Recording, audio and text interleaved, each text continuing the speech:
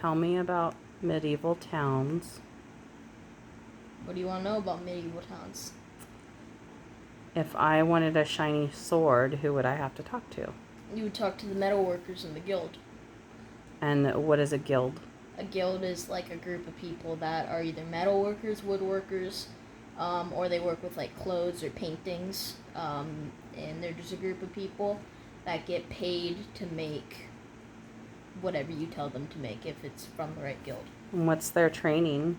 Their training is they start when they're younger and they go through and they start learning off of other people that are in the guild. And at the very end, they have to make a masterpiece. That masterpiece is something that is really cool. So if you're a metal worker, you make a really cool piece of armor. Like you make a really cool helmet that looks awesome and it works. You will be accepted into the guild and you're paid for every piece that you make. What happens if you make your really cool thing and it kind of stinks? They beat you. Why do they beat you? Is that like you failed? It was like you failed and you didn't listen to our lessons. And also like while you're going through training, if you mess up too much, they'll beat you. What other kind of jobs are there in medieval times? Well, you could be a farmer and and you could tend livestock and sell meat. You can make food. You can be a cook.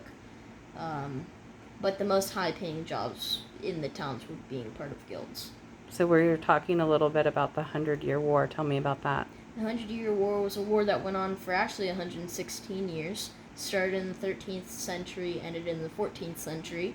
And it was France and England fighting to gain power over each other. And part of the innovations of the war were the cannons, the longbows, the crossbows, and good armor. And, yeah. What did we just find out about the gunpowder? Gunpowder was made by China. And that information was then used and created what? The gunpowder was created after a couple hundred years later, you made the first gun. Wasn't there cannons first, though? There were cannons, yes. You would put gunpowder in the cannon, then pack it, then put in your cannonball, and then pack it again, and then put the fuse in, light the fuse, and there you go. Was that part of the medieval times, or was that way No, that later? was medieval times because they used the cannon in the 13th or 14th century fighting the 100-Year War. And so, do you know, like, how many died or what the war was about? Or... So I don't know how many died. There definitely were a lot died. It started depleting the villages and the towns from their people. What were they fighting over? They were fighting over control of each other. Wow. They wanted to control the other and the other one to control the other. I think it was France that ended up taking over England.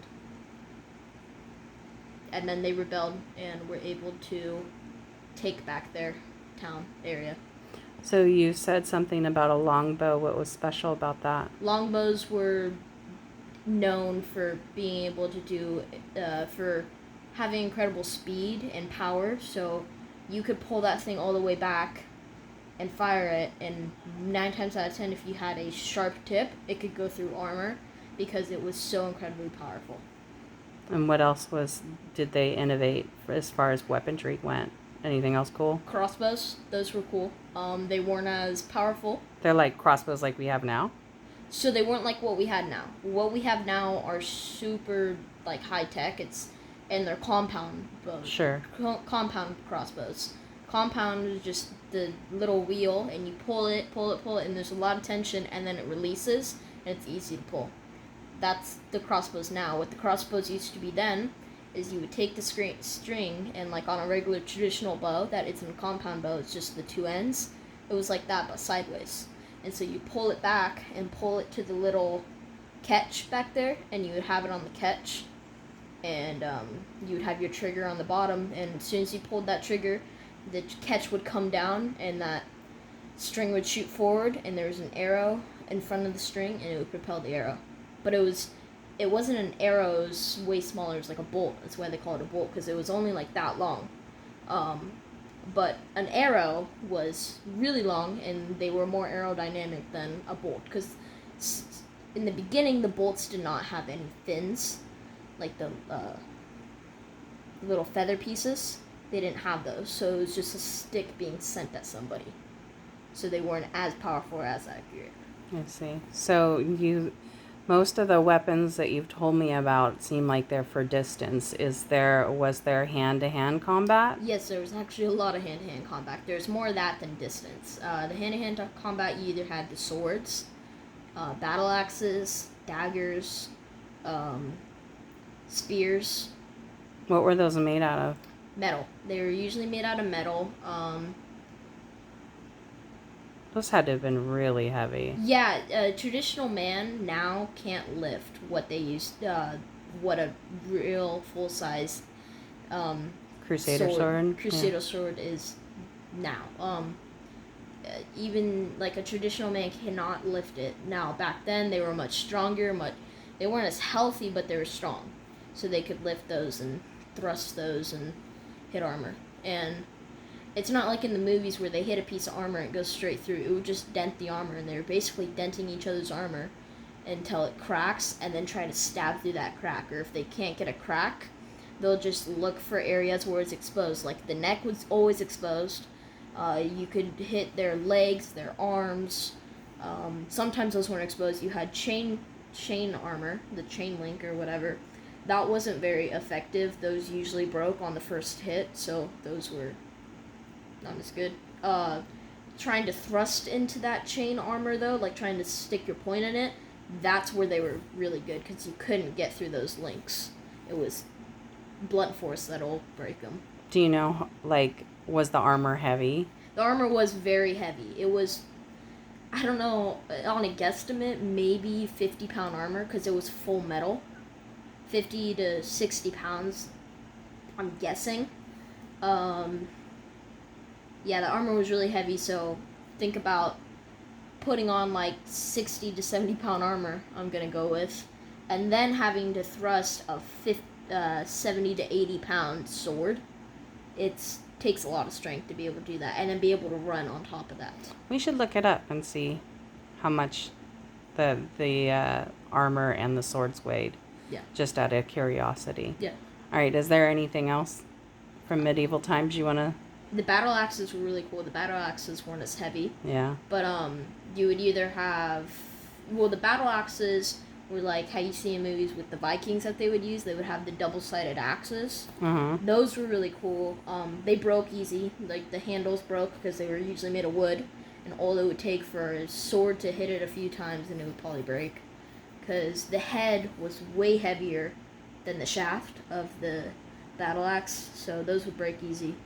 And their spears, I know that the Spartan spears, this is kind of going a little bit other way, but the Spartan spears, and probably the spears then, were made to be able to be thrown, and then as soon as they hit, the ends of them, or the shaft, would break, so they couldn't be reused, or the tips would break off inside of somebody, so they couldn't be reused, and they couldn't be used against them. So spears are kind of cool, but those were very much so distance, and you had to be pretty good at spear throwing.